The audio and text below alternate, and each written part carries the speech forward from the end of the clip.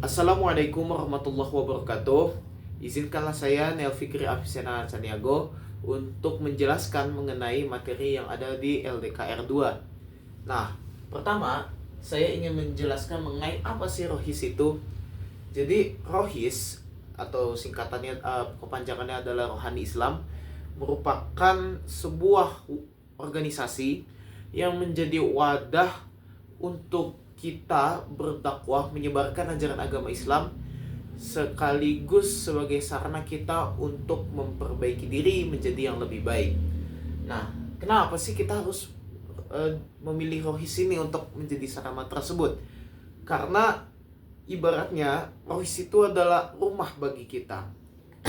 Dengan rohis di mana kita sama-sama bertemu dengan orang yang memiliki tujuan yang sama, ingin berdakwah, ingin menjadi yang lebih baik, sehingga dan dengan fasilitas yang ada di rohis gitu ya, jadi semacam ini tuh ada rumah bagi kita untuk memperbaiki diri gitu. Jadi seperti ada sarana pendukung yang itu sangat mensupport usaha-usaha kita untuk menjadi lebih baik sekaligus menyebarkan ajaran agama. Itulah kenapa kita harus memilih rohis. Nah, di dalam rohis itu ada yang namanya dakwah. Nah, dakwah ini merupakan salah satu unsur yang sangat penting dalam rohis karena sebagian besar kegiatan rohis itu bernafaskan dakwah. Apa itu dakwah?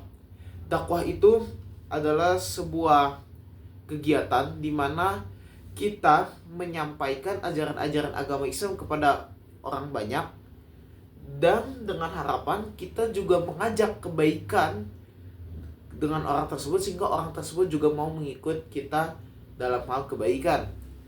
Kenapa dakwah itu sangat dianjurkan?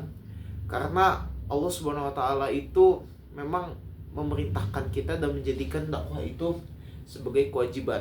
Sama-sama berlomba-lomba dalam hal kebaikan, sehingga Allah pengen semua manusia itu saling mengingatkan dalam jalan dakwah sehingga dapat sama-sama menjadi orang yang baik gitu. Jadi rasanya ada sedikit hal yang hampa, hal yang kurang kalau kita tidak berdakwah.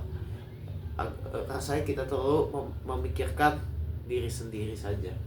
Dakwah ini sendiri biasanya bisa dengan dua hal. Dakwah fardiyah itu dakwah dengan perorangan sendiri-sendiri, atau dakwah jamaah itu dakwah beramai-ramai. Nah, selanjutnya untuk menjalankan yang namanya rohis, maka diperlukan suatu teknik yang penting yang bernama manajemen. Jadi manajemen apa sih? Jadi kalau secara kamus ilmiah, manajemen itu artinya pengelolaan. Kalau berdasarkan Kamus Besar Bahasa Indonesia, artinya pemanfaatan sumber daya manusia untuk mencapai satu tujuan. Sehingga dapat kita simpulkan kalau manajemen itu artinya adalah pengelolaan sumber daya manusia yang ada, yang itu harus dimanfaatkan dan digunakan secara efektif sehingga mampu digunakan untuk mencapai satu target atau tujuan yang direncanakan. Nah, dalam manajemen rohis kita bagi menjadi 4. Pertama, ada yang namanya planning. Nah, planning ini itu bermaksud kita merencanakan, bagaimana kita merencanakan satu kegiatan, satu target untuk jangka waktu tertentu. Misal dalam periode rohis kita merencanakan bahwa dalam 1 tahun kepengurusan periode kita ingin mencapai begini. Nah, dalam manajemen ini kita memasukkannya sebagai tahap planning, perencanaan. Sehingga dikatakan juga kenapa harus melakukan planning. Ini dijelaskan dalam Quran surah Al-Hasyr ayat 18. Wahai orang-orang yang beriman, bertakwalah kepada Allah dan hendaklah setiap kalian memerhatikan apa yang telah diperbuatnya untuk hari esok akhirat, dan bertakwalah kepada Allah, sungguh Allah Maha teliti terhadap apa yang kamu kerjakan. Sehingga jelas di sini memang Islam menyatakan segala kegiatan, segala suatu target harus direncanakan dengan matang terlebih dahulu. Itu dengan proses planning. Setelah itu ada yang namanya organizing. Nah, jadi organizing itu bermaksudnya adalah pengorganisasian. Jadi dalam Quran surah As-Saff ayat 4 dijelaskan bahwa sesungguhnya Allah mencintai orang-orang yang berperang di jalannya dalam barisan yang teratur, seakan-akan seperti bangunan yang tersusun kokoh. Dari ayat ini dapat kita simpulkan bahwa pengorganisasian yang dimaksud adalah bagaimana untuk menjalankan sesuai dengan planning tadi, sesuai dengan apa yang kita rencanakan, maka kita harus melakukan yang namanya organizing dalam arti kita membagi tugas. Jadi semisal Rohis ingin melakukan dalam 1 tahun itu ya kegiatan harian kita seperti NKI, BMAKI, kemudian syiar itu semakin bagus. Oleh karenanya akhirnya dilakukanlah pembagian tugas, yang si A ditempatkan di BMAKI, si B ditempatkan di NKI gitu. Sehingga akhirnya masing-masing divisi akan dapat berjalan sesuai dengan bidangnya masing-masing, sehingga itu dapat mencapai satu target di Rohis SMA Negeri 43 Jakarta sesuai dengan visinya. Kenapa organizing ini penting? Karena Imam Ali radhiyallahu an itu mengibaratkannya kebaikan yang tidak terorganisir itu justru lebih mampu untuk kalah. Peluang kalahnya lebih besar jika dibandingkan dengan kejahatan yang lebih terorganisir. Oleh karena itu penting sekali kita mengorganisasikan tentang jalannya program kerja kita. Kemudian yang ketiga, setelah kita melakukan organizing, pembagian kerja dan segala macam, ada yang namanya kita mulai kinerjanya, atau dalam bahasa Inggrisnya processing and activity.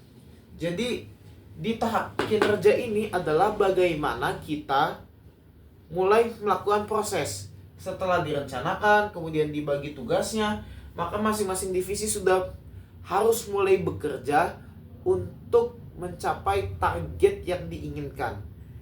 Dan untuk mencapai target diinginkan maka ada prosesnya, tidak bisa langsung begitu saja, tapi ada prosesnya. Semisal ketika kita ingin membuat suatu event di Rohis, semisal Maulid Nabi, maka setelah direncanakan dengan pembuatan proposal dan segala macam, kemudian organizing, panitia sudah terbentuk, sudah dibagi tugasnya, maka selanjutnya setiap divisi itu harus bekerja. Divisi acara sudah mulai harus menyiapkan bagaimana apa saja yang harus disiapkan, kemudian rundownnya segala macam.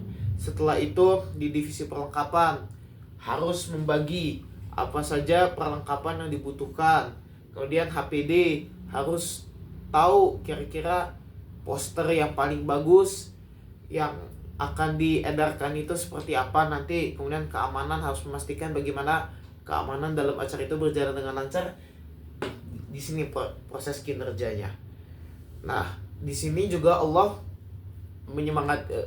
berkata pada kita melalui Quran surah Taubah ayat 105, dan katakanlah, bekerjalah kalian maka Allah dan Rasulnya dan orang-orang yang beriman akan melihat pekerjaanmu, dan kamu akan dikembalikan kepada Allah yang mengetahui yang gaib dan yang nyata, lalu diberikannya kepadamu apa yang telah kamu kerjakan.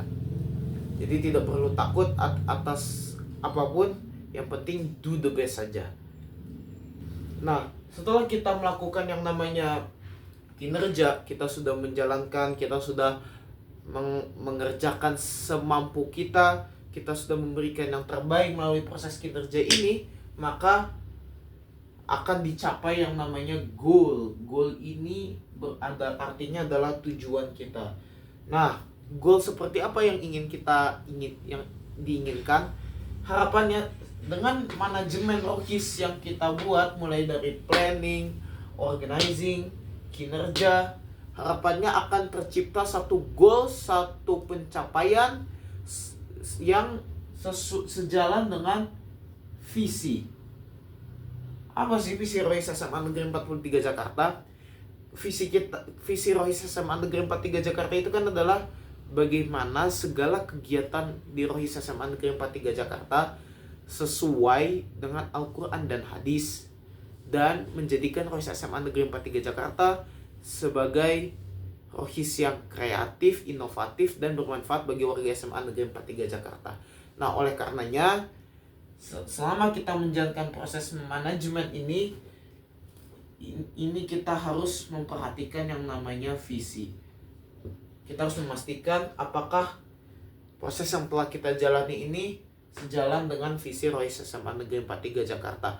Apakah dengan kegiatan yang kita buat, apakah sudah sejalan dengan Al-Quran dan hadis, apakah dengan kegiatan-kegiatan yang telah kita rencanakan, kemudian kita bagi tugaskan, kemudian kita kerjakan, dan setelah hasilnya keluar, apakah menjadikan kita bermanfaat untuk warga SMA Negeri 43 Jakarta. Itu yang harus diperhatikan dalam manajemen Rohis. Baik, mungkin itu yang dapat saya sampaikan. Mohon maaf jika ada kesalahan, yang benar datangnya dari Allah, yang salah dari diri saya. Wabillahi taufiq wal hidayah. Wassalamualaikum warahmatullahi wabarakatuh.